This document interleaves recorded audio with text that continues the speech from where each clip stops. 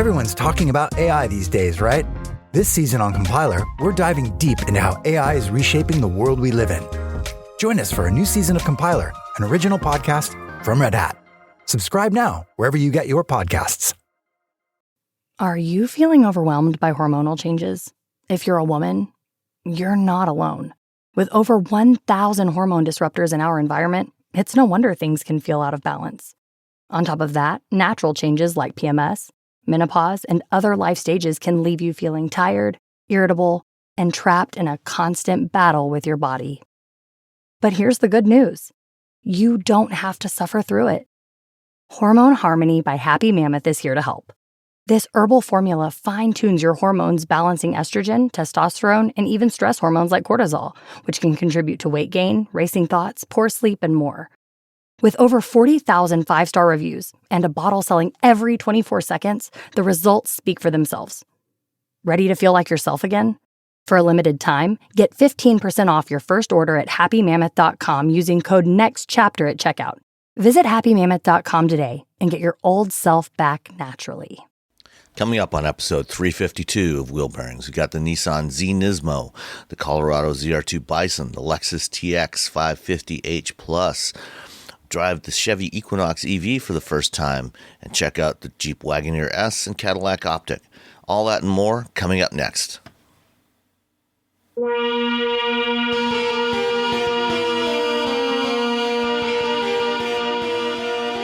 This is episode 352 of Wheel Bearings. I'm Sam Abdul-Samad from Guidehouse Insights. And I am Nicole Wakeland from Carbuzz. And I am Roberto Baldwin from SAE International.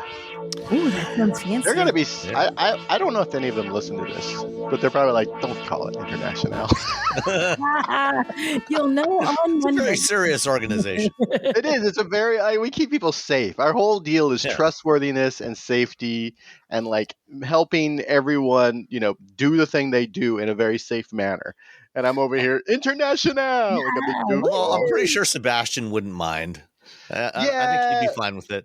And I'm sure, Bill Visnick, who's no longer, he recently left SAE, he'd be fine with it, So you're okay. Bill would be fine. Of course, neither of them control what I do. Yeah. All right. Well, I'll start today.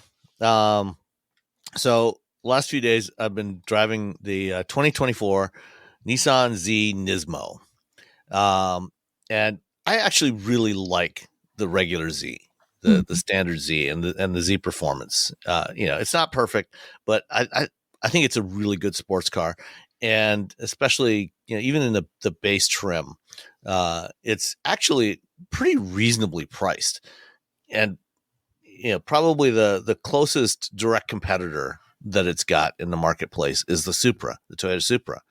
And it is substantially cheaper than the Supra. And frankly, I would take the Z over the Supra. Oh goodness. I didn't even think about that because I would take the BRZ over the Z.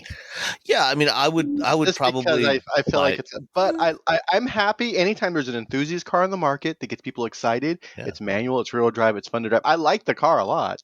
Yeah. I especially liked the fact that Nissan put it out because they're they've been trying to rebuild. They kind of didn't have to do this. Because we gotta focus on the thing. We gotta focus on the small SUVs, and then they brought the Z back. So I'm very happy about that. And I really like the design of the Z. The Z Sport and the Z Performance. I really like driving those. I think they've got they're really nicely balanced. They've got 400 horsepower. It's not too much, not too little. They're great, and they're actually surprisingly practical. You can put a couple of roller bags in the back, in the cargo area under the rear hatch, so you can get away for, a weekend road trip with your partner and, put your stuff in the back. So or your dog. Or your dog. Yes. Whatever. Your dog. And so, I actually really like the Z, and I was really looking forward to driving the Nismo. And then I drove it. Oh, yeah. It wasn't. So, for the Nismo, Nismo for those not aware is the racing performance division of Nissan. So they handle a lot of the motorsports programs for Nissan, and they've done Nismo versions of a lot of Nissan vehicles over the years, and they're usually pretty good. For the Z Nismo, they bumped up the power a little bit, so it's 420 horsepower instead of 400 horsepower. So it's fine. It's not like it really needed it, but a little bit of extra is nice. A little something. Yeah. And then it's got bigger brakes, which is also always a good thing. I'd never say no thanks to bigger brakes. 15-inch front rotors, Akabono 4-piston calipers in the front, 2-piston calipers in the rear. So good brakes is always an important thing in any car, but especially a performance car. Yeah. And then the thing that they did that I don't like is the way they tune the suspension. If you want a Z as a track car to use primarily as a track car to take to the track, get the Nismo. It's fantastic for that. If the pavement is smooth, it's really good. It comes on these high performance Dunlop tires. It does. The Nismo only comes with an automatic transmission with paddle shift. It's a 9-speed automatic. That's fine. I would prefer to have it with a manual, but it's fine. But the suspension setup on this thing for real world driving, especially in a place like Michigan, is not good. And the thing is, it's not like, it's stiff like you would expect a performance car to be. It's fairly tightly sprung. But and I don't mind in a performance car, you hit a frost heave or something and you're going to feel that. That's not a problem. But the way this thing is set up with the springs and the dampers, for anybody that watches any Formula One in 2022, when they went to the current rule set for aerodynamics, and they went back to ground effects cars in 2022, a lot of the cars, when they went to those new rules, had a problem with what they referred to at the time as porpoising or bouncing. And the cars would get into this vertical bouncing situation, and it was making the drivers crazy. I mean, some drivers were coming off, out of the car after a practice session or a race with like severe headaches and stuff because the cars were doing this bouncing. And in that case, it was like once it starts, it was an aerodynamic issue because the bodies were generating so much downforce. It was pulling the car down towards the ground, and then it would get into an aerodynamic stall situation. It was so stiffly sprung that it would bounce back up, and then the aero would start pulling it back down again, and it would get into this like 1 hertz or 1.5 hertz frequency oscillation, vertical oscillation, which was really uncomfortable for drivers. But a sweet baseline. Yeah, and so the Nismo here, there's some particular roads here around Southeast Michigan here, some stretches of I-94 in particular that are paved in concrete. And when you look at them, there's no potholes. You look at them, they look nice and smooth. And most cars, you can drive across them and it's just fine. You'll never even notice a problem. But there are certain cars, including the Z Nismo, and previously the Ford Focus RS, that the way that the springs and shocks were set up, there's actually a little bit of a wave in the road. So it's like a sinusoidal oscillation in the road. So you can't. That was the most engineering thing I've heard you say. Sinusoidal oscillation. Okay, Sam. This looks like a sine wave. I'll get one of my synths out, and we'll. That was awesome. It's not something you'll see just looking at the road. Yes. I mean, it looks smooth, and like I say, in 99% of vehicles, it's fine. You won't even feel it.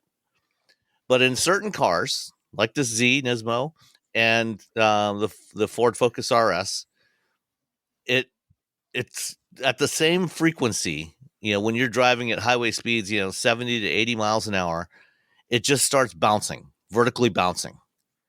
And driving back from Detroit last night, went to the Detroit Grand Prix last night and then had dinner with some other media and analysts and some folks from Honda. And driving back along this stretch of 94, it's like my eyes, it's like I was bouncing up and down, at about 1 hertz, and it was so uncomfortable, and it just did not. It felt terrible. I hated it. Like riding a horse. Yeah, but worse. Because with a horse, you can, at least with a horse, kind of adjust it. You have the whole body of the horse and yourself to sort of as a shock absorber. With this, it's so stiff that it's just like gong, gong, gong, gong. If you want a Z to use as a track car, get the Nismo. If you want a Z to drive on a daily basis, just get the Z Performance. Save yourself $13,000. Get the Z Performance, because the Nismo is not going to be that much quicker, and chances are, I've driven the Z Performance around here before. Never had that issue with the Z Performance. It's just with the Nismo, and I know this is not the only place. When I had the Focus RS, there were other places where I also experienced the same thing. Like driving, I had to drive to Kentucky with it one time, and had experienced the same thing on roads in Ohio and Kentucky and other places, which is it's unfortunate, but that is the situation. So I was not thrilled with the Nismo Z. What are some of the other things? Some of the other things they added, a front strut tower brace, stiffen things up there, which is usually a good thing. Mechanical limited slip diff. Usually a good thing. Yeah. 19-inch lightweight forged aluminum wheels. And the tires are almost like racing slicks. They're really road track tires. They're not really meant for road use. So the overall price tag on this thing came to the options on it. The base price was $64,990, and the options on it were premium paint for $12.95, which was this gray, which gray. I like the shape of the Z, but I gotta say, this gray, this stealth gray, not something I'd pay $1,300 extra for. It's I had the blue when I had it. I'm like, oh, this is nice. Get the red. Save yourself $1,300 and get the red. It looks a lot better, a lot more interesting to look at. And then it also had $410 floor mats and $500 illuminated kick plate. The grand total came to $68,290. Shall we take guesses on the destination charge? $895. $12.95. Now you got to do math. $895. Oh, Robbie wins. You weren't here last week. We had a suggestion from a listener about the rules for the destination charge game. Yeah.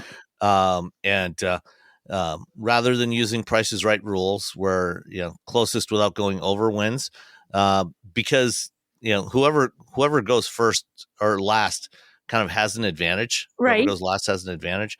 So we changed it to just whoever's closest overall. Oh, my chances got better. Okay. So wait, did you say $12.95, Robbie? I said $12.95. They said $8.95. Oh, okay. So actually, it was a tie then, because you were both $200 off. It was $1,095. We're both winners. Okay. See, better than just losing or just winning. We're both winners. We're both winners. So that's the take that guidance counselor. That's the Nissan Z Nismo. What do you know, guidance? Bah. Yeah, guidance. You're never going to amount to nothing. Ha ha. What are you going to do now, buddy? All right, Nicole, your turn. Okay, I had a couple of cars this week. I'm going to start with the one I had it not a couple of. I'm like on a backlog of cars. I had one that was mine, and cars. then I had one while we were actually in Milwaukee a couple of weeks ago that I don't believe I have talked about yet. I had the Lexus Texas, Texas. Lexus Texas. I had the Lexus Texas, which I can't help it. Every time I see Lexus TX, that's what it is. I don't care what they want to call Texas. It doesn't. I know. Come on.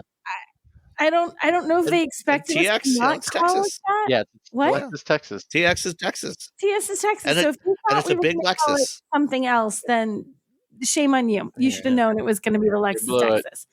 The So Lexus I have Texas. the Lexus Texas 550H, which is the plug-in hybrid version of the Lexus It's Texas. H plus. Oh, H plus. You're correct. I'm sorry. I didn't quite right. All-wheel drive actually was also a 550H plus all-wheel drive was technically across the top of my Monroney. So I had this for a weekend where I was down, across, visiting Rose. Over.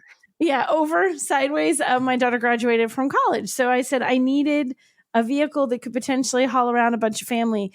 And they gave me this. Guess what? Worked perfectly. Like truly, as a vehicle for hauling people around, because we had her friends in the car, we had family in the car, we had all sorts of stuff in the car. This car, with two people in the captain's chairs, can hold a phenomenal number of balloons. I would say we should stop measuring things in how many golf clubs you can put inside and measure balloons, because I think we had 24 balloons and then a couple that were shaped like giant, like graduation caps, and people in the back seat, and they weren't being overwhelmed by the balloons. So there's my new storage measurement for the cargo area in a car. I really like driving this around, and truly, when you're the roads, the highways in that area, they have some very fast highways, but they're surprisingly sharp. Like there's a lot of there's rather tight cornering on these highways that are like 5 or 6 cars, but then the condition of the actual road surfaces is garbage. So you're trying to take these corners relatively quickly at highway speeds. They're sort of swoopy and tight. There's a lot of traffic, and the pavement, depending on the car, can toss you around a little bit because it's so broken and uneven. This handled really well. Like there are a couple times I thought to myself, I'm going to have to back off a little bit because this road is looking terrible, and you don't. So it's for a big vehicle. I liked driving this, and just having a bunch of people inside, it is perfect for that. Like I know that you buy a big SUV because you have family, presumably you're carrying them around, you have cargo and stuff. But man, where this thing excels is just being super comfy for people. Like everybody who got inside of it's the same thing. This is gorgeous. This is comfortable. I had people like zonking out and dozing in the back seat, and they weren't little children. They were grown adults, just like time to take a nap because they were so comfy. The thing that I thought was funny was, and they have the cup holders. You guys have both driven this, right? They have these cup holders that I've driven the TX. I've driven the Grand Highlander, which you is can take the cup same. holder squares out, like they're little square pods that you can take out. And I was we bought my daughter a bottle of champagne. It was not being drunk in the car. We were trying to find a spot to put it because it had a bow on it, and we couldn't. And if you pop the cup holder out, it's a perfect size to put a bottle of champagne right in there and hold it until you get to your final destination there. So, fun facts. So I truly enjoyed driving this. And I thought, it's kind of interesting. It's a luxury car, so it's not cheap.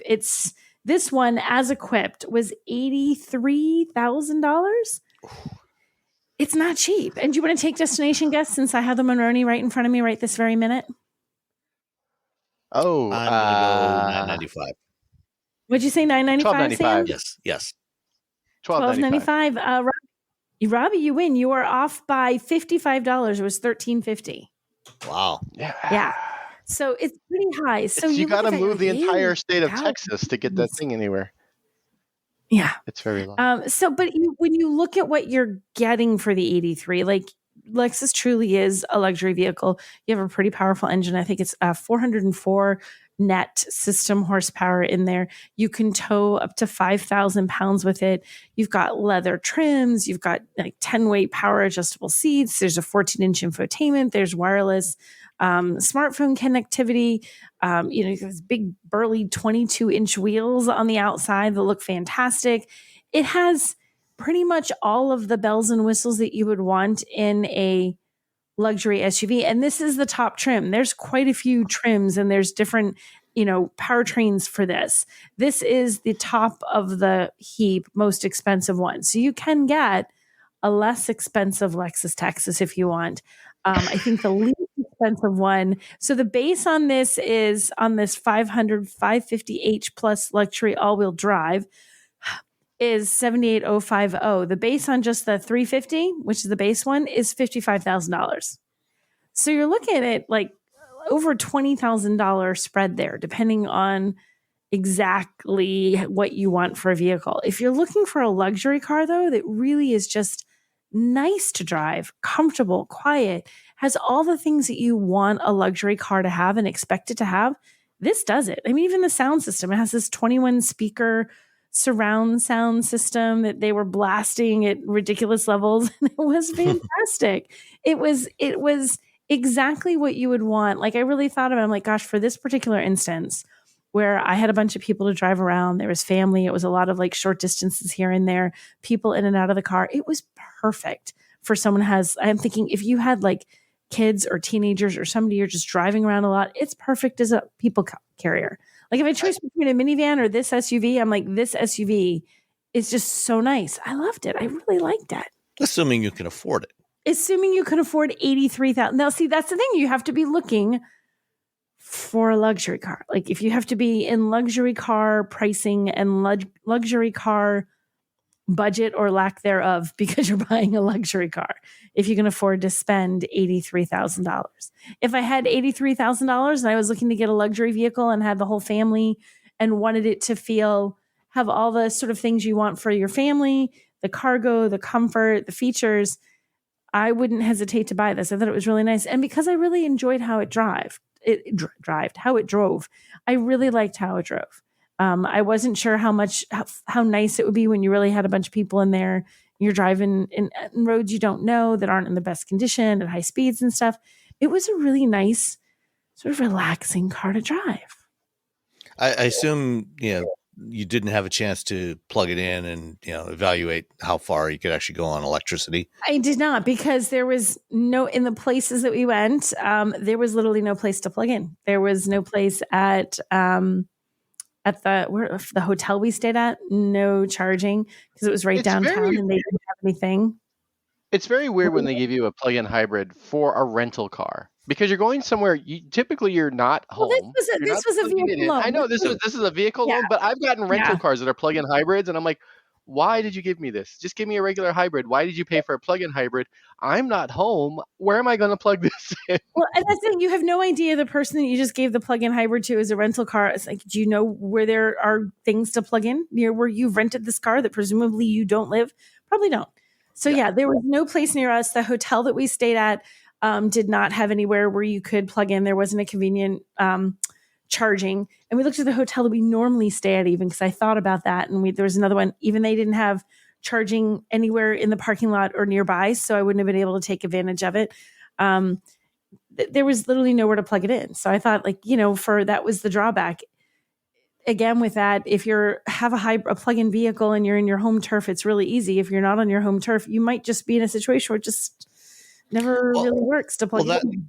That is the advantage of a plug-in hybrid. I mean, even if you don't have somewhere where you can plug it in, you just drive it like a hybrid. Yeah. It's not going to be quite as efficient as a non-plug-in hybrid because you are carrying around a couple 100 pounds of extra battery, but it still works. And it's definitely going to be more efficient than just a straight up gas version of it. Exactly. And the EPA rating is 33 miles of electric range with the TX plug-in hybrid. Right, which is a pretty decent amount of, considering how big this is too. It's not like it's a small, sporty little vehicle to begin with. It's big, so it makes sense that it's not a huge amount of range. Yeah, so I was thumbs up. I like the Lexus Texas, and I kind of would just want to buy it so I can say, someone's like, "What vehicle do you drive?" I drive a Lexus Texas, and everyone will be thinking, "What?" So that was what I had while I was in Milwaukee as a loan for my daughter's graduation. Worked beautifully a couple weeks back. Smartphones have gotten way more expensive over the past decade, and all it takes is one impact on a hard floor to make you wish you had spent a few bucks to put a case on it. Going online without ExpressVPN is like not having a case for your phone, and it only costs a few dollars a month. Nicole, Robbie, and I travel a lot for our work, and we spend a lot of time in hotels, coffee shops, airplanes, and of course, the Delta Sky Club. Connecting to the Wi-Fi in any public places with shared Wi-Fi puts your data at risk because bad actors could be intercepting what you send and using it to steal from you. It only takes some cheap hardware to intercept Wi-Fi data, and even a smart preteen can do it. Hackers can make up to $1,000 per victim selling personal information on the dark web. ExpressVPN stops the bad guys by creating a secure, encrypted tunnel between your device and the internet. ExpressVPN uses state-of-the-art encryption that would take a supercomputer up to 1 billion years to crack. I have ExpressVPN on all my devices, including a MacBook Pro, Windows laptops and desktops, and Android and iOS phones and laptops, or tablets. When I want to be secure, I just launch the app, click once to connect, and my data is secure. As I said, I travel a lot for my work, and I have to connect to countless public Wi-Fi networks in many countries. I have ExpressVPN on all my connected devices so that whoever else is on the same network can't see any of my data. That's important because I often have to check banks, credit card accounts, and transmit client data that might be sensitive, as well as filing articles on news that might be under embargo. ExpressVPN protects all of it, and I've been paying for my own account for years. Secure your online data today by visiting expressvpn.com/wheelbearings. That's expressvpn.com/wheelbearings, and you can get an extra 4 months for free. expressvpn.com/wheelbearings. Everyone's talking about AI these days, right? This season on Compiler, we're diving deep into how AI is reshaping the world we live in. Join us for a new season of Compiler, an original podcast from Red Hat. Subscribe now, wherever you get your podcasts. One of the hardest parts of getting older is feeling like something's off in your body, but not knowing exactly what. It's not just aging, it's often your hormones too. When they fall out of balance, everything feels off. But here's the good news. This doesn't have to be the story of your next chapter. Hormone Harmony by Happy Mammoth is an herbal formula made with science-backed ingredients designed to fine-tune your hormones by balancing estrogen, testosterone, progesterone, and even stress hormones like cortisol. It helps with common issues such as hot flashes, poor sleep, low energy, bloating, and more. With over 40,000 reviews and a bottle sold every 24 seconds, the results speak for themselves. A survey found 86% of women lost weight, 77% saw an improved mood, and 100% felt like themselves again. Start your next chapter feeling balanced and in control. For a limited time, get 15% off your entire first order at happymammoth.com with code NEXTCHAPTER at checkout. Visit happymammoth.com today and get your old self back naturally. Did you know you can support Wheel Bearings directly? Head to patreon.com/wheelbearingsmedia and you can become a patron today. Your contributions will help fund the platforms and tools we use to bring the podcast to you. And exclusives and improvements are already on the way thanks to your generosity. So if you want to be part of an automotive podcast like no other, head to patreon.com/wheelbearingsmedia.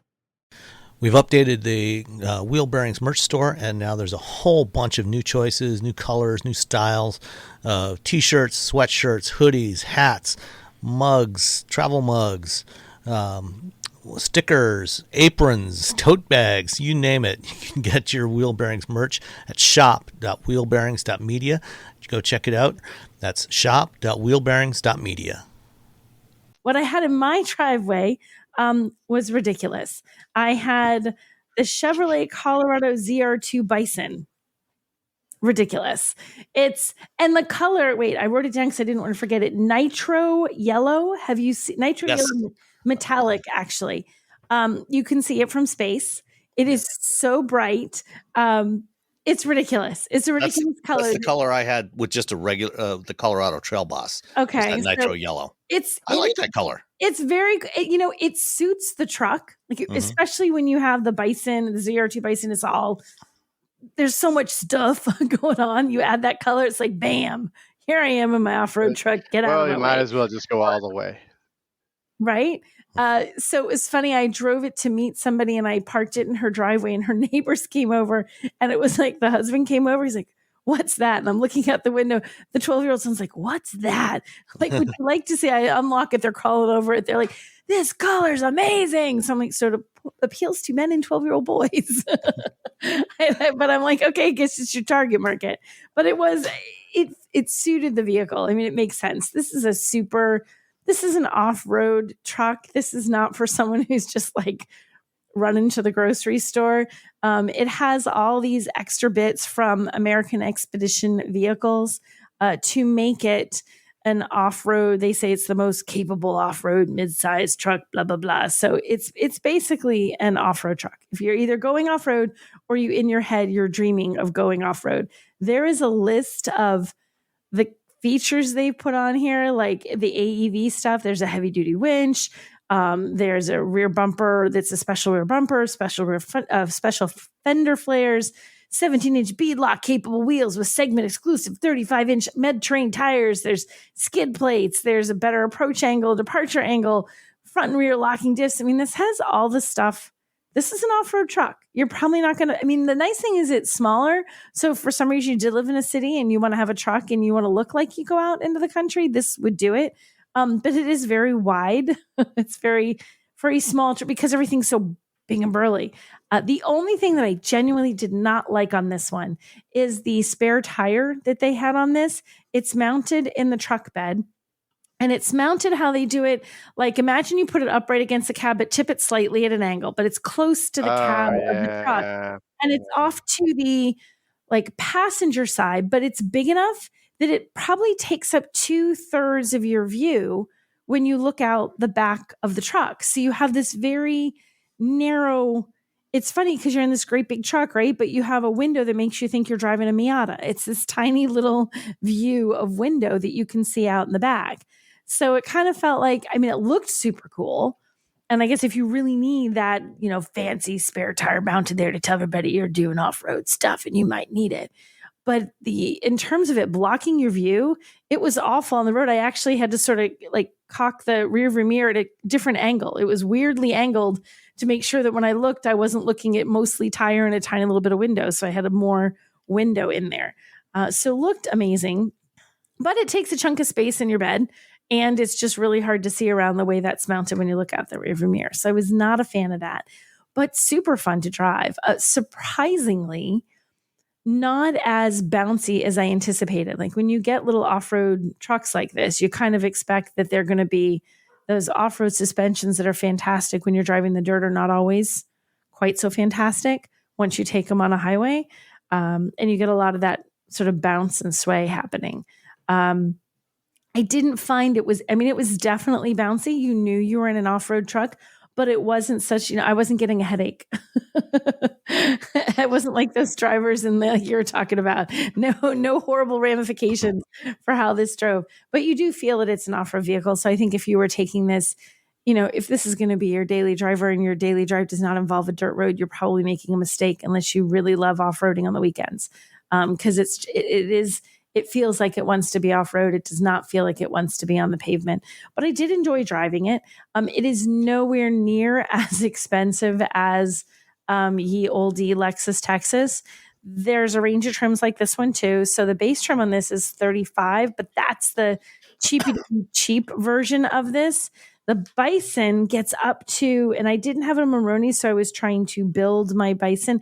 It's going to be at about it's going to be a little over $50,000, I think, when all is said and done. So I was trying to put the bits and pieces that I had on mine onto it. I think you might have missed the Bison edition package, which adds $11,700. Oh, does it? Is it a separate pack? Oh, geez Louise. Yeah. So we're looking at even more than that. Yeah, it's about $61,000. About $61,000. Okay, I was trying to build it, and it was like as I'm building it on the site, I'm like, I'm missing something. Yeah, I was looking at the ZR2 package. Thank you, Sam. Well, the Bison is you get the ZR2, and then you have to add the Bison edition to get all the AEV stuff, the skid plates. So it's still not cheap. It's not cheap. So it's not Lexus Texas expensive, but it's not exactly cheap eats. But to be fair, none of these serious off-road trucks like the Tacoma TRD Pro, right? The Ranger Raptor, none of them are inexpensive. No, so it's not compared to like vehicles. You're absolutely right. Compared to this kind of vehicle, it is very fine for pricing. Compared to just a tiny little truck, outrageous. But if you're looking for this kind of off-road capability, this kind of package, the looks, the capability, it's all the pieces that they put into this. The pricing is really kind of in line with what you pay for this kind of stuff. It's not outrageous compared to competitors, I guess. And those 35-inch tires that come with the Bison package, the reason why the spare is mounted in the bed is because it won't fit. It's literally too big to go in the usual place underneath the back end of the bed. And which I totally get, but it is hard to see past it. It is hard. Yeah. To see. It's a little inconvenient. Mm-hmm. Did the truck have the digital camera mirror?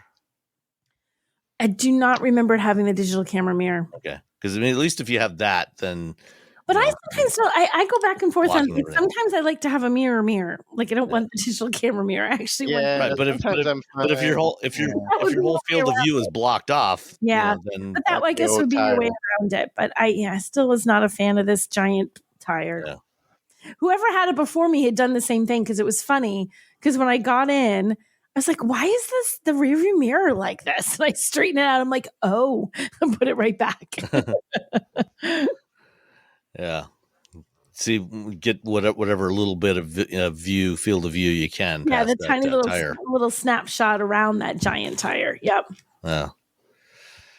Okay.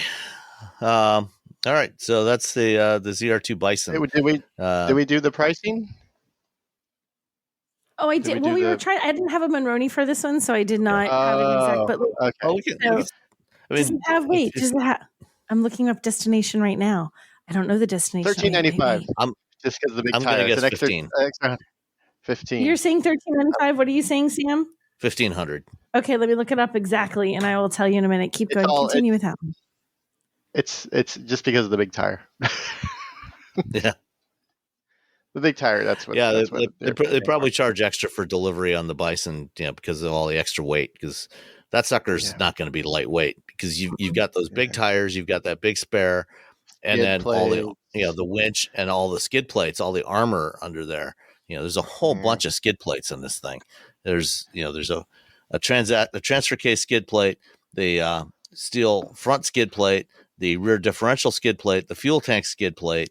And then you've got the AEV front bumper or rear bumper and the front bumper with the winch and all the other stuff on there, the beadlock wheels. I didn't even fully build it, and the destination. Who said 15? Was that you, Robbie? That was you. You win because $15.95, and I even haven't built the full one that I had. So it's at least that much, if not more. Wow. So yeah, you're closer. Yeah, definitely. That's how numbers work. All right. So let's move on to some other stuff. Last week we talked about the Chevy Silverado EV, that the RST that I got to drive, and I was not particularly enthusiastic about the Silverado RST. It's too heavy. It's too expensive. It does have great range, and the way GM's doing the packaging the electric trucks, having the optional mid-gate in there, that's actually really cool, but still, too big, too heavy. I also drove, as part of the same program, we got to drive the Equinox EV, which, as soon as they announced that a couple of years ago, at that time they were saying the starting price was going to be $30,000 before incentives. And, I immediately realized that is actually the far more important vehicle for GM, the far more important EV for GM than the Silverado, because most people are not going to be able to afford that Silverado. And, as we've seen, the market for electric full-size pickups is maybe not as enthusiastic, not as big as some people thought for a while there. So the Equinox, the funny thing is when they were doing the presentation on the Equinox, the Chevy people insist on calling this thing a compact EV. And, just because vehicles called Equinox, we're now coming up on the fourth generation of the gasoline Equinox, they were compact crossovers when they launched. they're not compact anymore. Particularly, at least the EV is not a compact anymore. The Equinox EV is 7 inches longer than the new gas Equinox, and 10 inches longer than the Toyota RAV4, the best-selling compact crossover in the U.S. market. It is not tiny. It's not tiny. It's not huge, but it's not a compact. It's a midsize. Yeah. Just call it what it is. Just, why do they want to call it a compact? Is that just a holdover that they want to? I don't know. They couldn't give us a good explanation. So this is what we're calling it. So that's that. But yeah, I mean the Equinox EV is only a little over an inch shorter than the Blazer EV. Wow. So it's basically the same size as the Blazer. Yeah. Oh my gosh, that's almost negligible. Yeah. Yeah. It's slightly narrower too, which is a good thing. But on the plus side, it's very roomy inside. It has, especially the back seat is very, there's a lot of leg room back there, and you got a good amount of cargo space in the back. Although it's not necessarily class leading. If I did in the review I did for the Utopian, I put in a table of all the dimensions of all the leading compact crossovers and EVs, and the Ioniq 5, the Hyundai Ioniq 5, has more room, more cargo room, more passenger room, even though it's shorter and smaller, physically on the outside. I just got one of those. That's why I'm excited. Yeah. But it's still a good size. It's not something I would complain about in terms of passenger volume. So you can carry 5 people in this thing, quite comfortably. It's a 2-row. There's no front trunk, because the Equinox, unlike the Blazer is set up primarily as a rear drive or all-wheel drive. The Equinox is set up primarily as a front-wheel drive, and so they've got all of the power electronics and everything stacked on top of the motor. So it actually takes up most of the space under the hood. When you open it up, there's really not much space there to do a frunk. They're offering the Equinox EV in two powertrain configurations. The base setup has a 213 horsepower motor driving the front wheels, and then the all-wheel drive, the all-wheel drive as they refer to it, adds another motor to the rear axle, and it's the same configuration that's in the all-wheel drive Blazer. So it's 288 horsepower total between the two motors, and about 300, I think just under 300 foot-pounds of torque. With the front-wheel drive version, this is not a car that's going to be challenging Teslas in drag races, but that's fine. It's quick enough, do 0 to 60 in about 8 seconds. And it's more than anybody. It's all anybody really needs. You will not have any problem merging with highway traffic, with the 213 horsepower. The all-wheel drive definitely feels quicker. It's about 2 seconds quicker, 0 to 60. The interior of the Equinox is actually really nice, and in a lot of ways, I thought it was nicer than the Silverado, which costs 2.5 times as much. We drove it quite a bit. Right now they're launching with the 2LT, the 3LT, and the RS trims, and the base 2LT starts at about 42,000. 42 and change, including delivery. And then the RS is, I think, about $1,000 more than that. Later this year, they will be adding a 1LT trim. That one is going to start at $35,000 before incentives. And this is because it's built in North America with U.S. made battery. It is eligible for the full $7,500 tax credit. And if you check with the dealers, you'll probably be able to find a dealer that will be able to do the point of sale tax credit. So, if you're financing, which I think is probably what most people buying something like this will be doing, you can take that $7,500 off, of your financing and save a lot of money on your loan and get much lower payments. So, this thing will be, it's $43,295 for the 2LT front wheel drive. So that gets you to about $36,000 with the tax credit.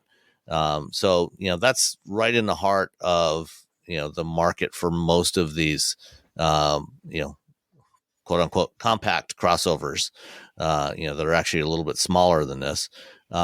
So I actually really liked driving this thing. The steering feels really good. The ride quality was really good. On those same Michigan roads where the Nismo Z was not pleasant, this was very pleasant to drive. It was. We drove on a route that took us through a variety of parts of the city of Detroit. Starting in downtown Detroit, driving through quite a bit of Detroit, and then up to out to the suburbs and Grosse Pointe, and then up to Auburn Hills. It was fun. It was really good. You can get it with Super Cruise, so you can get the hands-free driving assist. Although you don't really need it. But I don't know. So the hands-free stuff, I'm like, oh, this is cool. All right, what do I do again? Yeah. What do I do with my Where do you hands? put your hands? Now my hands are just on the road, and I'm still watching the road. You still have to watch the road. I'm like, it's a very weird. Yeah. So it does. All of the Equinox trims come standard with the same displays that you get in that $100,000 Silverado RST. So you get the 11-inch digital instrument cluster, 17.7-inch infotainment display. The only downside, as we've talked about before, no CarPlay, no Android Auto. It's the Google services that are built in there. And you get 8 years of connectivity for maps and assistant, 3 years of data connectivity for streaming apps. And then after that, you would have to pay for an OnStar subscription to keep using streaming apps. The internet. But one thing you could do, if you didn't, after the 3 years, if you didn't want to pay for that an OnStar package, is you could just use your phone and use the hotspot on your phone and stream, connect the car to your phone via Wi-Fi and use the data plan that you're already paying for on your phone instead of paying OnStar for yet another data plan. The LT comes with 19-inch wheels, 21s on the RS. Again, just get the LT. Looks really good, especially the blue with the white top, the white roof, I think is a really great color combination. And the 19-inch wheels, you've got enough sidewall that, it's you still have nice, fairly comfortable ride, and it's not going to burst every time you hit a pothole. So I think the Equinox is actually a really great option that people, looking for an electric crossover, that is not too ridiculously expensive. Like I say, right, even the 2LT that you can get now, at that $36,000 price point, and then with the 1LT coming later in the year, that'll get 46. You down to under 28. We start at 35, and then with the credit, you're down under 28,000. That's actually a really, really, and you get 319 miles of range. Mm-hmm. When you compare to most of the other electric crossovers, at the same starting price, in that low $40,000 range of the 2LT, on all the others, on the Aria, the Ioniq 5, the EV6, as much as we like the Ioniq 5, the EV6 at $40,000, roughly 40 grand, you're getting only about 220 miles of range. Yeah. This has got 100 miles more range. So this is an EV. If you want an EV crossover, this is one that I really think people should be considering. Yeah. It's the promise of Ultium finally realized. Yeah. Finally. Everyone loves this car. I haven't driven it yet. It looks cool. Again, I even told I told Gia like a few weeks ago. I'm like, no one was ever excited about the Equinox until now. Finally, people are so like, yes. Like, no one's ever been like, ooh, the Equinox, up until you guys showed the EV version. Yeah. No, I mean, this is definitely, I think, the best looking Equinox yet, out of all the various generations, and I actually find it quite attractive.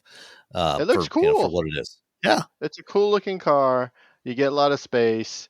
You get a lot of range. By the end of the year, which is only 6 months from now, you're going to get a $35,000 version, which you get the $7,500 off. You're getting an under $30,000 EV with 300 miles of range. I mean, over 300 miles of range. So and unlike a certain other company that only makes EVs, GM is actually generally really good with their range estimates of when they say it's estimated at 319 miles of range. You will almost certainly get that in any normal driving conditions. I mean, obviously you're going to get less when it's really cold and things like that. GM and Ford are usually spot on whenever I do the tests. They're just like bam within like a mile or two for both of those. So good for them. The Germans and the Koreans are a little bit they under promise and over deliver, but there's a reason why the Germans do that. Yep. And then if for some reason the styling of the Equinox EV you like the mechanical aspects of it, but you not thrilled with the styling, and you want something that feels more luxurious, Cadillac's got you covered. Bam. They got the Optiq. And they reiterated again, it's not Optiq, it's Optiq. All these EVs with the IQ, it's Optiq. So Lyric, Optiq, Vistic. Then why do we have to make it a Q? Optiq. Is this one going to be one of those things where no one ever learns how to say it, like Taycan? Like no one knows how to say Taycan. Everyone says Taycan. It's tie, like you're wearing a tie, and then a con, like a conference for ties. It's a tie conference. Taycan. There you go. That's how you remember. Not of it that way, but that works. Or confidence men always wear a tie. So you're going to get conned by a man wearing a tie. Taycan. Okay, there you go. That works. That's what's going to happen. It's going to be the Optiq. Oh, the Optiq. No, it's the Optiq. And you're just going to, you can give up. You're just going to give up. I've given up on Taycan. I've given up telling people how to say it. Yeah. And to your question about why a Q, Nicole, because they probably could not get a trademark on Optiq spelled with a C. Oh, it's too hard to. Yeah, that makes perfect well, all sense. their stuff has Qs. Then if they're going to put a Q, they should call it Optiq. Like, just go with it. It's probably too French. They're like, nah. Like everyone's going to call the Lexus. Would you call it the Lyrique?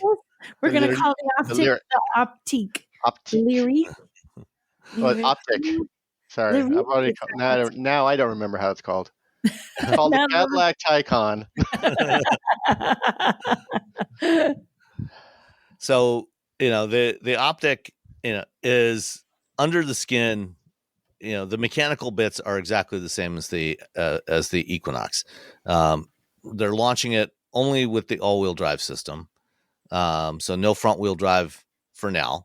Although I suspect that at some point they will add a front-wheel drive variant, but they're not right now. It's the same wheelbase, the same length, and again, this is not necessarily to be considered a direct replacement for like the Cadillac XT4, which is considerably smaller. Just like the gas Equinox is smaller than the electric Equinox.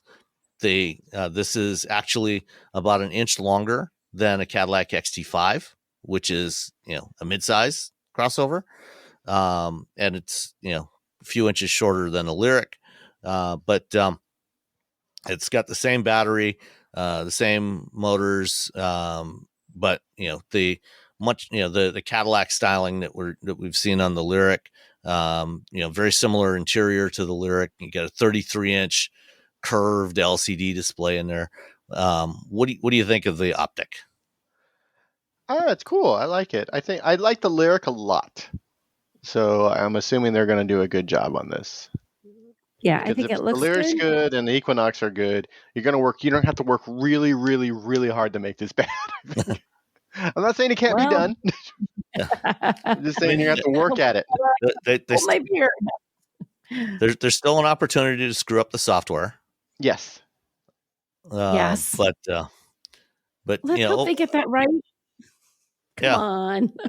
The proportions on this, are quite different from the Lyric. It looks, the greenhouse, the windshield is sloped back quite a bit more than on the Lyric. So it looks a little shorter Looks a little smaller, sleeker.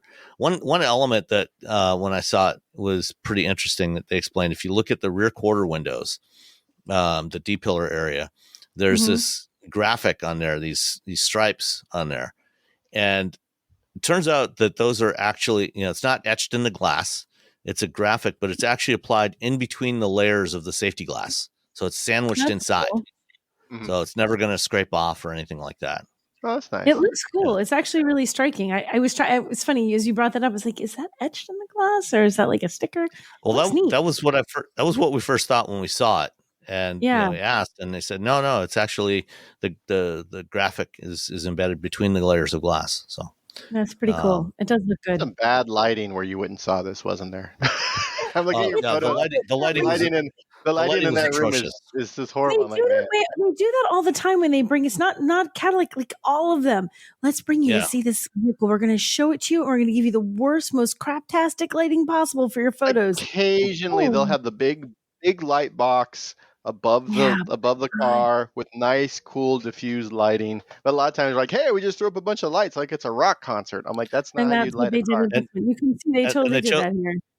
Yeah, and they chose to have a red one there to show us, and it did not work. The lighting did not work. The lighting is it's the color temperature is warm, so it's just going to make everything.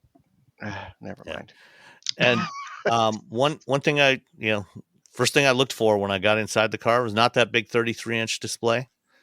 I looked at the vents, and guess what? And there's little handles that you can grab and move the vents. I see the little handles. Ooh, yay. You do not have to use the touchscreen to adjust the vents. Oh, thank gosh. It's funny that you say it because I was talking to somebody, a friend of ours, and she was complaining about her car. And what she didn't like about it is the last car she had to go in to change. She didn't like the number of things she had to go into the touchscreen for her climate controls. Made her nuts. She's like, I don't want to have to touch things. I want to just have buttons and knobs. And I'm like, yeah, we all agree with you. We're working on that. We're berating all the automakers. Just give us a little time. Please stop this. Optiq. Yeah. All right. Say it along with everyone. Optiq. Cadillac Optiq. And the Optiq is coming out in fourth quarter of this year. So cool. in the fall, late fall. So they're fast. They're moving a lot of stuff. They're moving a lot of vehicles. 2025. I think six EVs. 2025. I think. Or no, this year or something. I don't remember. Well, let's see. They've got the Equinox, the Silverado consumer versions, the Cadillac, the Escalade IQ, the Optiq, the Sierra. What else? That's five. One more. What are we missing? We have both trucks.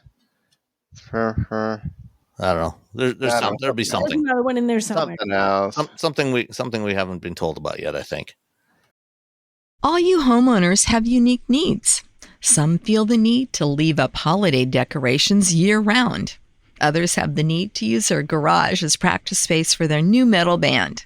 And because each homeowner has unique needs, Geico helps you get the right coverage for your home and what's in it. That way, you get exactly what's right for you, even if your needs are unique. Get more with Geico.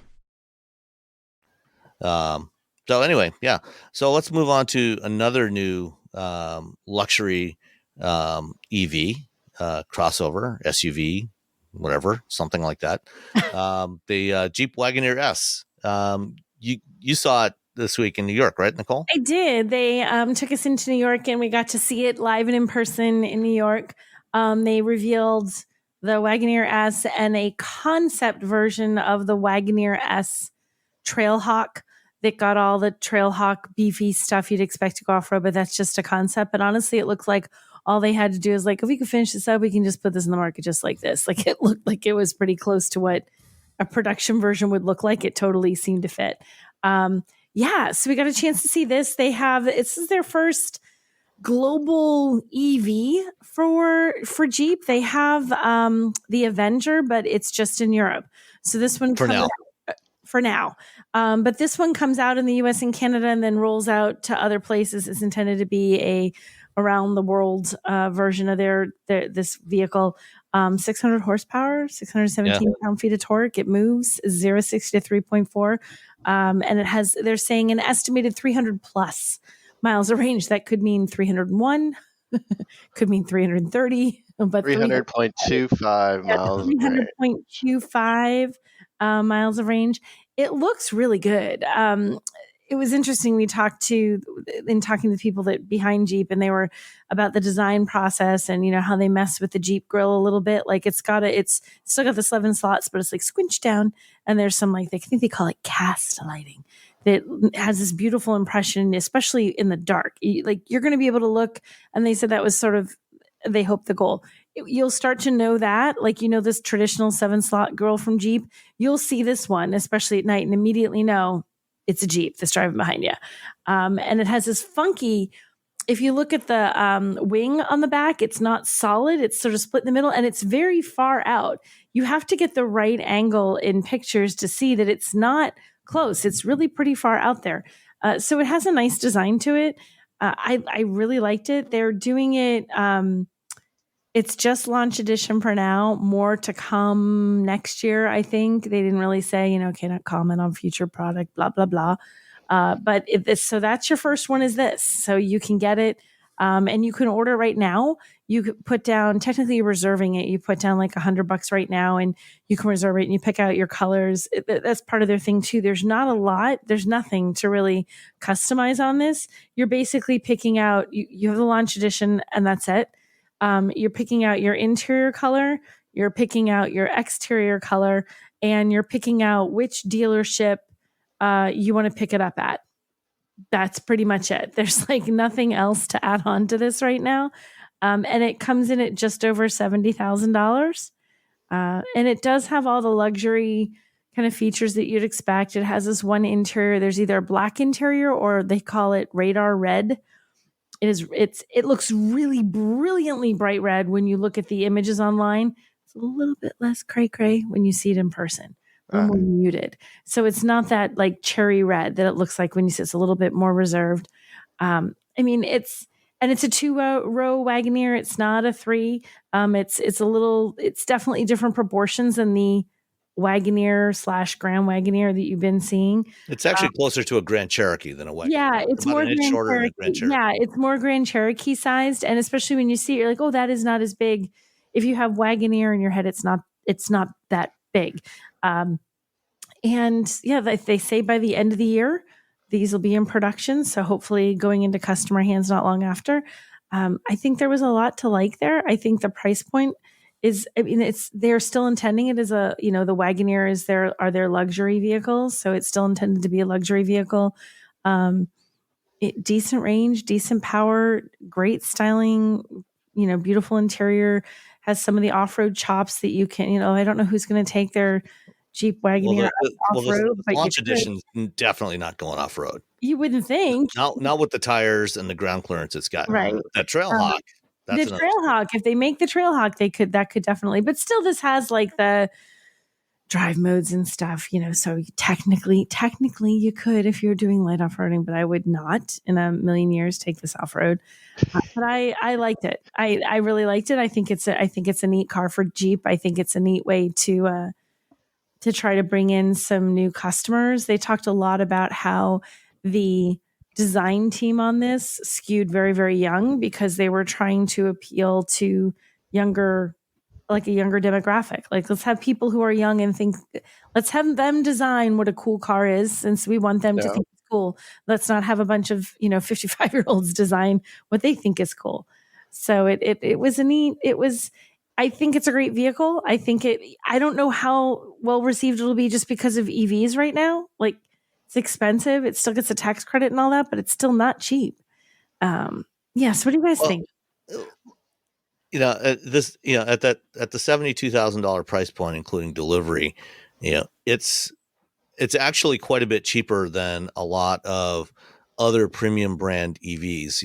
It's in the same ballpark as a higher end Lyriq, more well equipped Lyriq. But if you compare it to, say, an Audi e-tron, Q8 e-tron, or what else? Trying to think what, Mercedes EQE, things like that. It is substantially cheaper than those. And this is the launch edition. Here's the thing. This is the most expensive one. This is the $72,000 launch edition. So we're probably looking at 65, maybe 62. Right. So if you don't want the launch edition, if you want to hold off, you can probably get this for a little less whenever they decide to tell us what the other stuff that's coming sometime. They have no idea when they'll tell the other trims or what the other trims will actually be. But I mean, it looks great. It looks really good. I would expect, especially given what we've seen from Jeep in recent months since Antonio Filosa took over the brand, they've cut prices on most of their models substantially by many thousands of dollars. Yeah. And, the fact that they're pricing this launch edition at, $70,000, I would expect, by this time next year, there will be versions of the Wagoneer S that you can get that will be under $60,000. I would think. For pretty.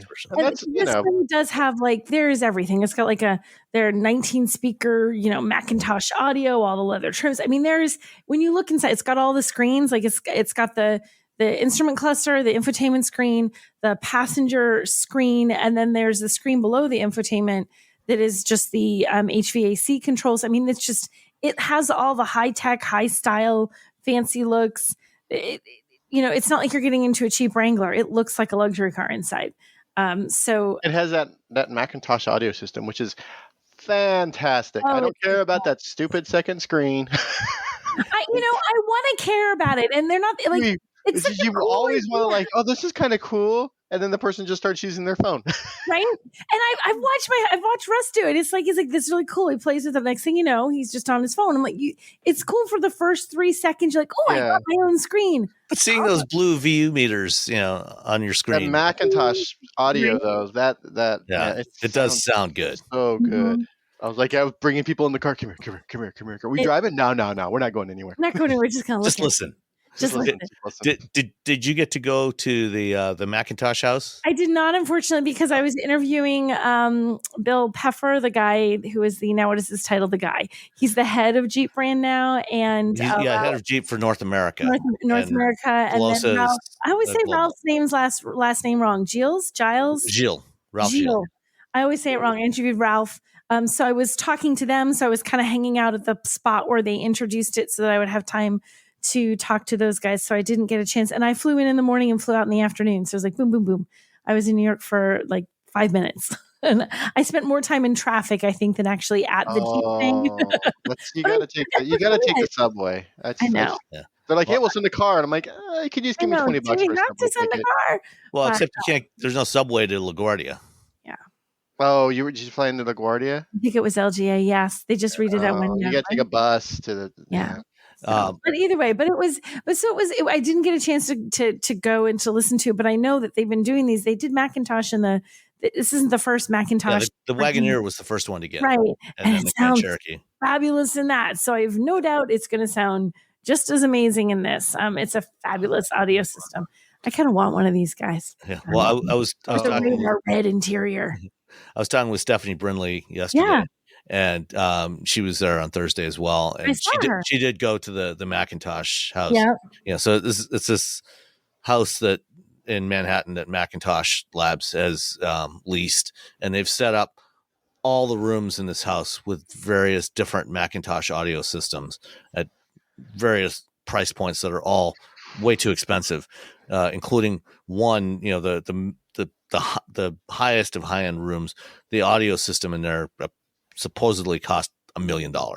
I can believe it, because when we did the Genesis GV80 launch a few weeks back, they don't have Macintosh. I forgot who they have. Is it Bose? No. Oh my God. Whoever they have. They had, oh my gosh, I've forgotten. But they had those people on site to talk about their audio. See how useful it is to have these branded audio systems? I just am drawing a blank. But they had their audio folks on site, and they had some examples of their audio systems. They had these beautiful speakers that had these wooden slats that kind of opened, so it looked like a piece of artwork until they became speakers, and then they were revealed as speakers, and you weren't listening, went and became a little, and they were maybe 4 or 5 feet tall, and They were, yeah. And they were like, she's like, oh, these are, you get a couple of these that you could spend like $1 million. I'm like, could you? Okay. So the return on the higher you go, you get less and less return the more money you get. Once you get past like $500, your return on the money you're spending becomes less and less and less and less and less. Like I've listened to it like music on a $20,000 like system, and it sounds like you're in the room with the band playing the song. You can hear their fingers on the guitar strings, and you know what? It's $20,000. So it's like, do I really need to hear that? I think I'm okay. And I've been to enough. I went to enough rock concerts as a younger person that I know that I can no longer fully appreciate an audio system worth more than a few thousand. That's the rub. Is the only people who can afford this are people who are older. But if you're older, A, you're naturally going to lose that high end of your hearing. B, a lot of us went to concerts. That's why we love music. So now, I mean, my hearing, like one ear hears way better than the other just because of where I am on stage. And so, yeah. And I have a lot of earplugs. I mean, a lot of earplugs. And you know what I do when I go to the show? Like 5 minutes before I show up, I'm like, I forgot my earplugs. Everything. I have fancy ones that like only cut down the decibel. They don't actually muffle the noise. No, they're all at home. And when I went to shows, in my teens and 20s, pretty much in teens and 20s, it's like at that time, this was 30 years ago, 40 years ago. It's like nobody wore earplugs to concerts. Nobody did. Never. You just like made yourself deaf. So I can still hear those concerts, with the ringing. By the way, in my ears. it's a Bang & Olufsen system in the Genesis GV80. I had to look it up. I'm like, what the heck was it? I was drawing a blank. So I've been to 4 Motorhead concerts, so I'm technically deaf. I haven't been to Motorhead, but I've been to AC/DC and enough local bar bands, in Toronto when I was growing up it's like, what? Exactly. I always have to lean in conversations. Yeah. Okay. So the Wagoneer S looks very promising for Jeep. And I guess in some interviews this week, I don't know if I can't remember if it was Filosa or Carlos Tavares said that they will be bringing a $25,000 GPV to the North American market.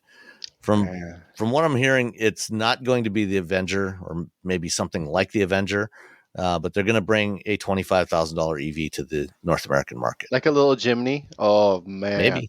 Maybe. Like a VF3? Like just like, suck it, VinFast. Hey, right. They brought like a tiny little Jimny. Oh, people would lose their minds. More competition in that market. Let's do it. Yeah. Let's get some cheap, not cheap, inexpensive cars into the hands of people who are like, these are too pricey. Yeah. Speaking of inexpensive cars, how do you guys feel about Kei cars? And I'm not talking about. I love them. Late 70s, early 80s Chrysler vehicles. They're ridiculous. They just sort of go. They're like little tanks. That's a good description. Drive them, and then they run into things and just keep going. They're like pinballs. and then one day they just rust away into dust and they disappear into the universe. And then you get another one. And you get another one. They're I'm trying to think of a good analogy. Yeah. They're like a band that you like. It's not a great band, but it's a good enough band. And then one day they just explode. So, the Kei car, for those not familiar with it, is a class of vehicles in Japan that are, there's some strict limitations on it in terms of overall size. They're not allowed to have more than 66 horsepower, 660 cc engines. And I thought we were talking about American Kei cars. This is a completely different thing. Like we're talking about the Dodge Dart. No. That's why I said not the Chrysler vehicles of the late 70s. Oh, I heard. See, that's because I can't hear very well. You have to you need to show up. But everything you said applies equally well to these Japanese Kei cars. They're little durable little machines, though. Yeah. Yeah. And they're obviously not built to U.S. safety standards, but Ever since they changed some rules, I don't know, like 15 years ago, to allow importation of vehicles that don't meet U.S. regulations as long as they're more than 25 years old. They've become quite popular in the U.S. And there's a bunch of people that have them. My friend Mike Austin has a Honda Beat, which is a little mid-engine convertible that happens to be a K car. He let me drive it. It was cool. I'm shocked you could even fit in it. I fit in it. That's all that mattered. Barely. And there's a lot of really interesting ones, but a bunch of states are trying to ban them. Started with somewhere in New York, in New England. Was it New York? Yep. Were they the first ones? It started revoking registrations on K cars. The latest is Rhode Island. There's a bunch of others now that have done this. So what do you think? Should they be doing this, or should they just? I mean, it's not like there's millions of these things on the road in the United States. It's such a weird thing for them to go after. That's another thing. Why? What? Like they're not fast. They're not necessarily quick vehicles. No one's like blazing down the freeway. Most people the people who buy them are enthusiasts who understand what they're buying. There was horribly, there was an article, I think in the New York Times or the Washington Post, about farmers buying them and using them around the farm. And I'm saying horribly because that means it's going to make them more expensive for people like me who've been wanting to buy one. So now that the masses know about it, like, oh no, this is going to. But yeah, they're not fast. Are they? If you get 66 horsepower. Yeah, where you go? How fast can they go? Not very. So when I went to Japan, I set up my Facebook Marketplace to look at Japan while I was there. And guess what? When I came back, my Facebook Marketplace, because Facebook is broken, it's fundamentally broken. It still thinks I'm in Japan on all of my devices. So it shows me K trucks and K vans nonstop all day, every day. And I'm like, oh, I got to get one of these home. But I don't understand, like, they're nice little utility vehicles. They're 25 years old. So if I bought a 25-year-old, Dodge Neon, that's a death trap. Yeah, absolutely. I don't. It's such a weird thing to sort of like. This is what we're gonna pick on. We're gonna pick on these little weird little trucks. I mean, there's way more Teslas with running broken full self-driving software and autopilot than there are ever going to be K cars. Yeah, it's such a weird. I don't understand. It's a strange thing to fixate on. Like, why did this become someone's thing? Like, it's because someone saw it in the news. It was the New York Times or the Washington Post. They wrote the article. Somebody saw it. Like, how dare these people buy something that they're never going to drive on the freeway if they know better, if they know any better. They have a death wish. Yeah. And people are like, well, they're not as safe. I'm like, I ride a motorcycle. Right. And again, there's such a small amount. Like, what's this article? 30. There are 30 in the state of road. I mean, Rhode Island's a small state, but there's 30 of them. So they're going after 30 people for this vehicle that it's not pretending to be self-driving. They don't have screens in them, so you have to pay attention. Most of them are manual transmission. So it's a person who's paying attention to the act of driving when you buy these little vehicles. And it's such a, and they're utility. They're literally, you bought it because A, it's cool, but B, you can just put stuff in it. It's literally, especially the trucks, and the vans. The Honda Acti, the TFL guys have one out at their ranch in Colorado. They've got an Acti, but they can't register it in Colorado, so they can't drive it on the road. But they just use it on the ranch. There you go. Drive it around the ranch. No, I want a van for the dogs. Yeah. You put the back seats down. It's flat. It's just a big, flat, tall. It's great for the dogs. It's great for runs to Home Depot. I can buy so much mulch with it. The mulch. Just think of the mulch. Just think of the mulch. I'm not drag racing it. I will probably take it on the freeway for maybe one or two stops before getting off. It's for as short a time as you possibly can. I'm not flying around on this thing. I'm trying to figure out how to get one over here. I got a cousin who works in shipping. That's it. I don't. Yeah, it's such a. I think they're just like, oh, we got to think of people because people are going to buy these. And it's going to be unsafe. They're going to be on the road because they're very small, and Americans have big giant trucks, and Americans, we're going to run them down, and we're going to get in trouble because we said it was okay. I don't know. Someone needs it. I guess someone walked into a room and said, think about the children, and they're like, boom, we're gonna ban these. We're thinking about the children. We can't do it. Well, you mentioned manual transmissions. I know I'm a fan of manual transmissions. Every car I've ever owned that's been primarily my car has, over the last almost 40 years, has been a manual transmission. Now, I'm sure you've all spent time perusing Bring a Trailer and Cars and Bids and other sites that, some of the outrageously overpriced cars being put up for auction there. Well, now there's a new auction site called RowYourOwn.com. Row Your Own. And they have a unique aspect to them that is different from all those other sites. You can only sell cars on Row Your Own that have a manual transmission. If it's got an automatic, sorry, you'll have to go somewhere else. Okay, so here's the thing. If I'm looking at a car on an auction site, it damn well better have a manual transmission. If I'm looking like, oh, look at this. Oh, this is pretty. Oh, come on. That's what happens when I see that it has an automatic. It has an automatic. You're already out. So this is the perfect site for you then. You don't have to worry about that. It is. There's, it's new. There's no active auctions right at the moment, but looking at the list of some of the recent auctions, there was a 1998 Acura Integra Type R 4-door. It was bid to $13,500. Looks like it didn't sell, didn't meet the reserve. There was a 2007 S2000 with 35,000 miles, and the factory hardtop went for $50,250. Oh, wow. That is nuts.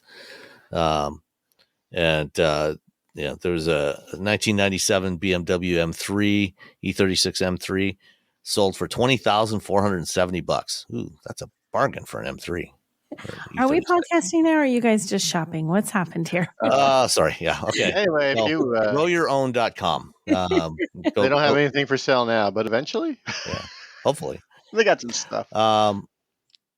A new car that was announced this week that you can't get with a manual transmission, sadly, is the 2025 Porsche 911 GTS Hybrid. Dun, dun, the first production 911 Hybrid. Ooh, are we happy about this, or are we sad about this? Sure. What? Yeah, no, I'm fine with it. I'm fine with it because I still believe that as soon as the Taycan came out, every automaker got one, and then their chassis, and then they went to their chassis person and like, hey, that sort of janky EV chassis you were working on. It's not going to. Yeah, it's not going to make it more like this. Make it more like this. Yeah. So I think if anyone's going to be able to pull this off, it's those wacky Porsche engineers. And I don't think any of them are wacky, to be honest. There's some really interesting aspects of this thing. So there's the electric motor that's embedded in the transmission. So it's an 8-speed dual clutch transmission.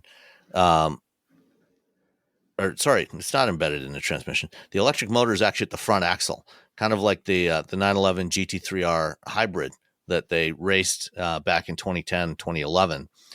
So electric motor on the front axle. And then they're calling this thing the T hybrid. And the battery is also mounted up front, but just in front of the firewall. And it's a lithium ion battery. And it's a very compact battery, surprisingly compact battery. And then in addition to doing regenerative braking, they also have an electric motor on the turbocharger. So there's a single electric turbo on the 3.6 liter flat six. And so it's a system that's actually kind of like what they have on Formula One cars now, where there's an electric motor on the shaft in between the turbine and the compressor of the turbo, so it can spin it up faster when you step on the accelerator and get you instant boost. And then when you're cruising, not using the boost, the exhaust gases going through the turbine are spinning the motor and putting energy back into the battery. So it's using the heat energy from the exhaust stream to charge the battery so that you have instant acceleration when you need it. Take that, turbo lag. Yeah. They've also got active aerodynamics. So they've got these shutters in the front, the lower front corners, that when you don't need cooling air, these things close off and give you better, lower drag, and then they can open up as needed. It's pretty cool. It's also pretty sweet. Ridiculous. It is pretty expensive. cool. Yeah, well, and there's like how many variants? Let me see. 1, 2, 3, 4, 5, 6, 7, 8, 9, 10, 11, 12 variants. 0 to 60 in 2.9 seconds. Yeah, they're going to sell every one of these variants to a lot of people, and then they will come out with 12 others that they will also be able to sell, and all of it's paid for by Macans and Cayennes. So every time you sit there and complain about Porsche SUVs, remember, they're 1, 2, 3, 4, 5, 7, 8, 9, 10, 11, 12 911 Carrera. 12 911s, 2025 911 coming out for 2025.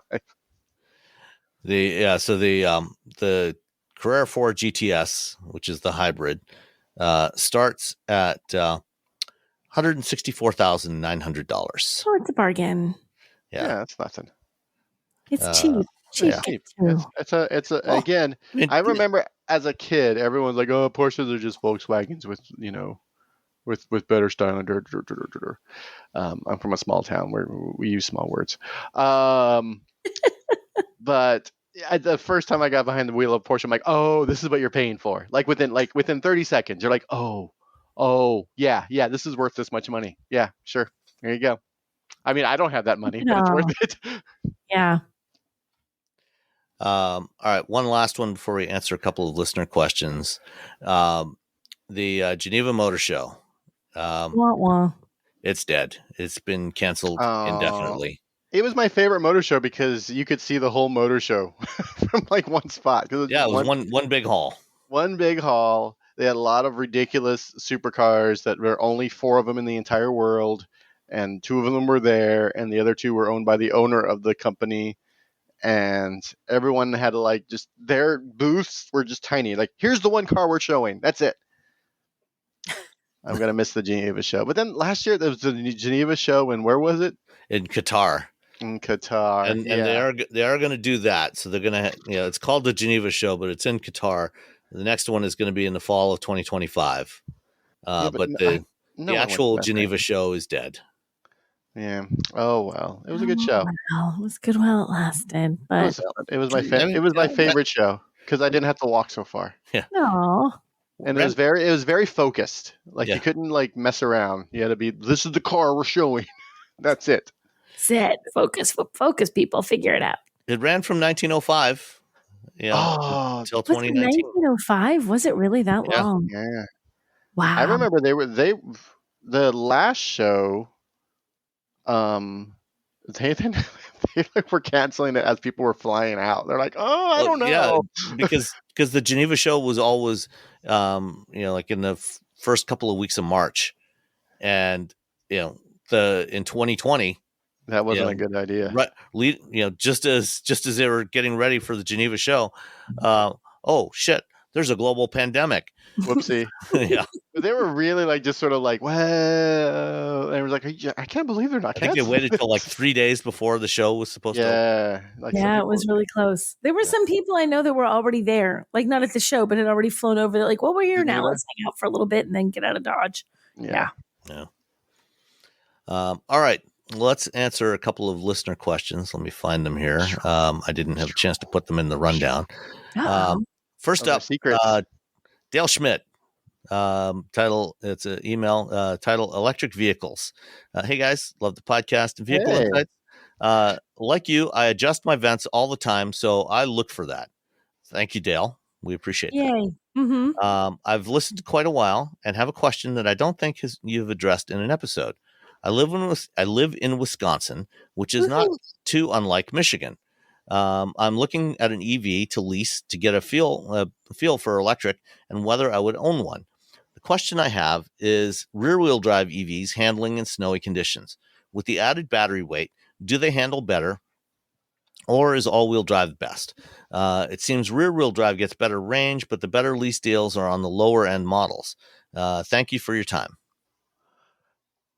If you are fine with swapping out them wheels or those tires, you'll be fine. Just get some Blizzaks or whatever. I would say the same thing. Just swap out your tires during the cold weather.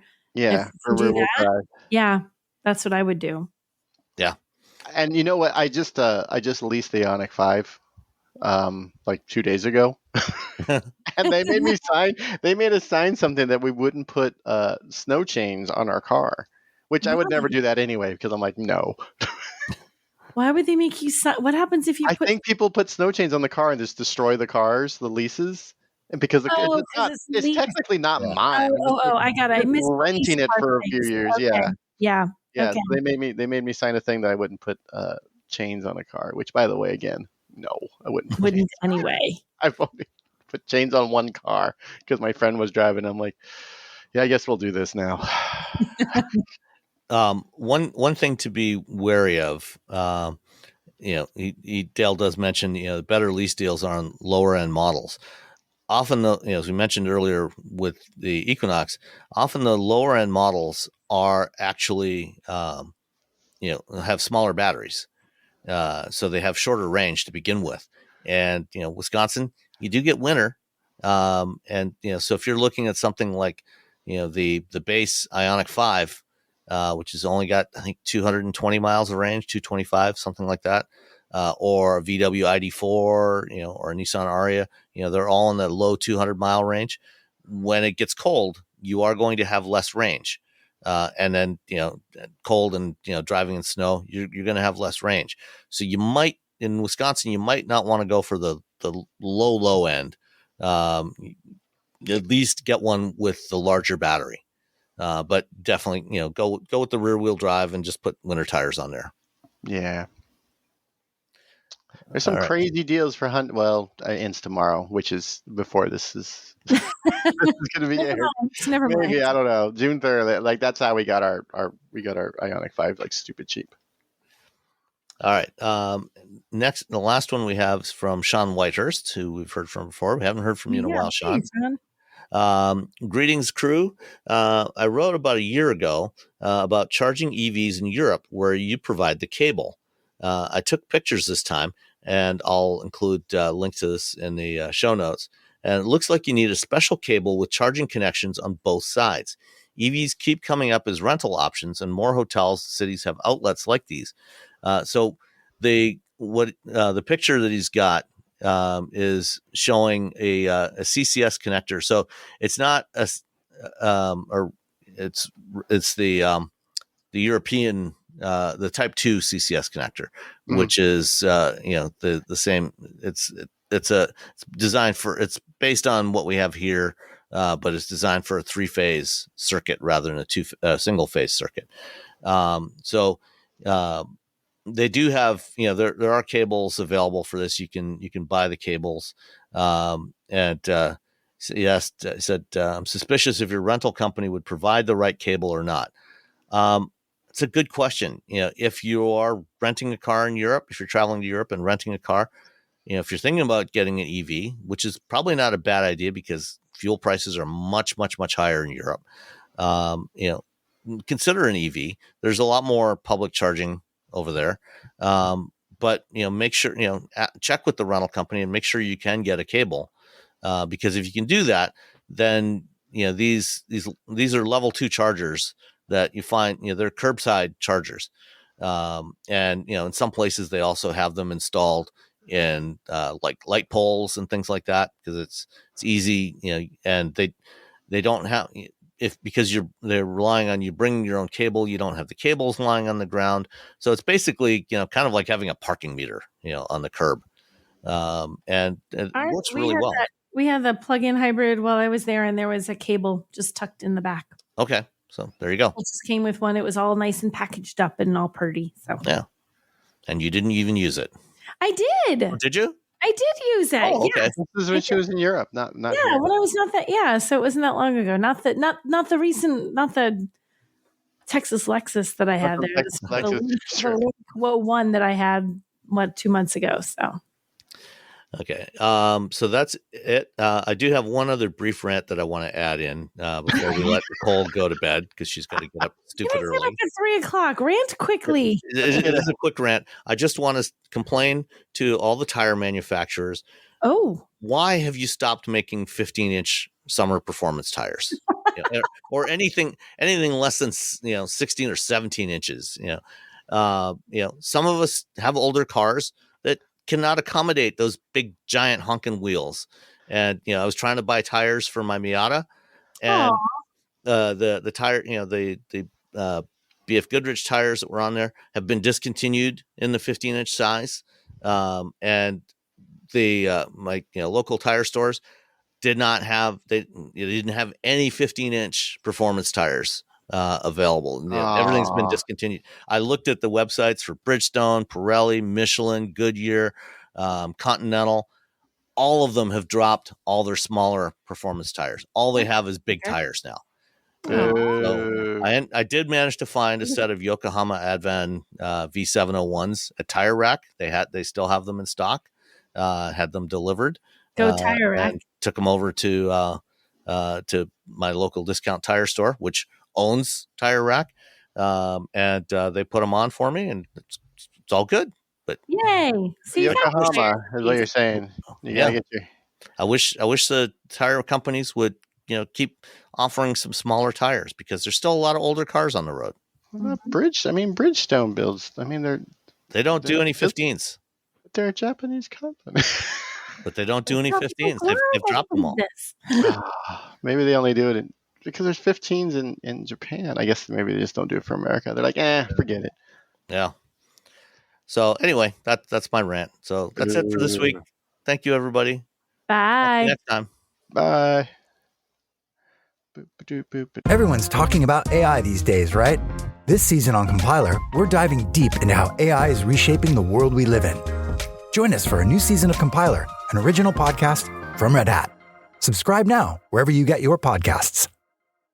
Shopify is a global commerce platform that helps you sell at every stage of your business and sell more with less effort thanks to the Shopify Magic, your AI-powered all-star. Sign up for a $1 per month trial period at shopify.com/redcircle, all lowercase. Go to shopify.com/redcircle now to grow your business, no matter what stage you're in. Shopify.com/redcircle.